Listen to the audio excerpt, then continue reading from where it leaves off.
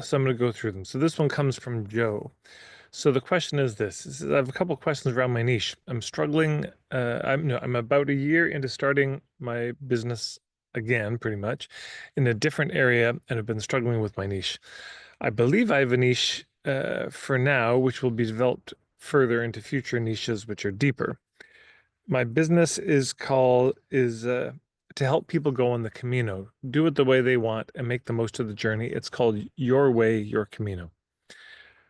The start of this has been writing book one, The Ultimate Camino Planning Guide, which is all the practical stuff people can consider before they go, the gear, the logistics, etc. Uh, this part has really helped me with confidence as I've never written a book before, as well as helping me to create a lot of different types of content to build community and the know, like, and trust factor. It's for people who haven't been on a Camino before and who are confused by all the contradicting information and aren't sure where to start. That's the first niche.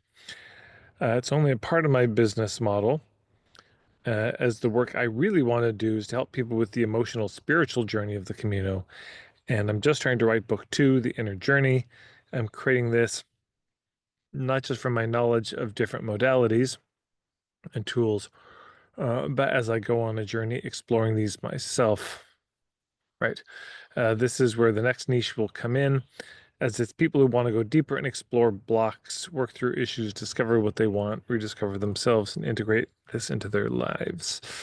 Is it okay to have a niche now and just focus on the practical part while I'm building the rest? Keeping an eye on the next level niche as it gets clearer. Would it be okay to share the next phase while I'm experiencing and creating it, or will this just confuse people? No. Okay. Long question.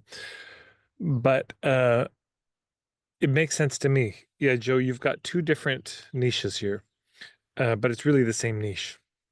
I mean, one is people who are just like, oh, I want to go travel the Camino and I don't know how to prepare logistically. And then the next one is for the people who maybe feel okay logistically and they want to go deeper. So it's two different niches, but it's the same person on a different phase of their journey. And so I think that's great. I think it's fine.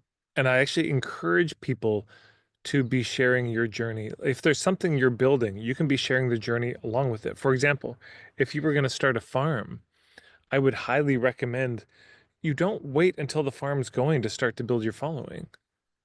You start sharing how you want to have a farm. When you go visit properties, you do little videos. You say, "Oh, well, that wasn't the one because of this, and somebody else bought it. We're really disappointed." You share the whole journey.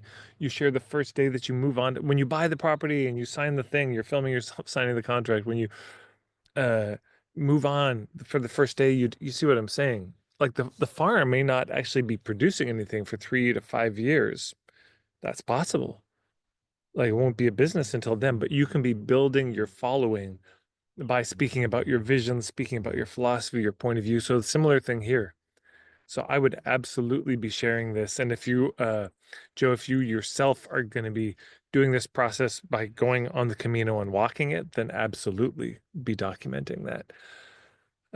Yeah, share your journey as you go. Don't wait until it's perfect to get the following. Build the following now so that when you do put something out, there's people listening. So that's what I have to say about that beautiful, beautiful niche. Okay.